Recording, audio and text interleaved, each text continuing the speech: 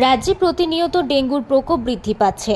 রাজ্য সরকারের পক্ষ থেকে সচেতনতামূলক প্রচার চালানো হচ্ছে। পূর্ব বর্ধমান জেলার বর্ধমান পৌরসভার পক্ষ থেকে ৩৫টি ওয়ার্ডে ৩,১৫,০০০ গাপ্পি মাছ ছাড়ার উদ্যোগ গ্রহণ করা হয়েছে।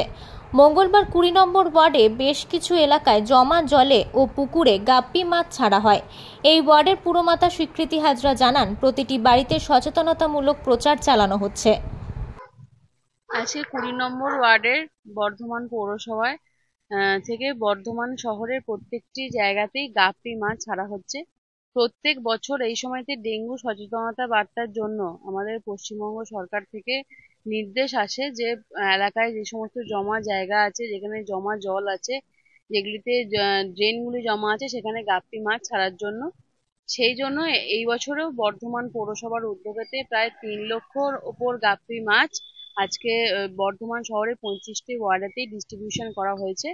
আমার ২০ নম্বর ওয়ার্ড, সেই ওয়ার্ডেতে আজকে আমাদের এখানে গাপ্পি মাছ ছাড়া হলো। যে সমস্ত জায়গাগুলোতে জল জমতে পারে বলে আমাদের সম্ভাবনা বলে মনে হচ্ছে, সেজন্য বর্ধমান পৌরসভার আমাদের যে আবর্জনা ডিপার্টমেন্টের যে আধিকারিক আছে, ওনারা সকলে এসে উপস্থিত হয়েছেন। তাদের সকলকে সঙ্গে নিয়ে এবং বর্ধমান পৌরসভার যে সমস্ত আমাদের যারা রোডে কাজ করেন, যে সমস্ত কর্মীরা, তাদের সকলকে নিয়ে, সাফাই কর্মীদেরকে নিয়ে আজকে এখানেতে আমাদের গাপ্পি মাছ ছাড়া হলো। পূর্ব বর্ধমান থেকে তন্ময় ঘোষের রিপোর্ট, আনন্দ বার্তা।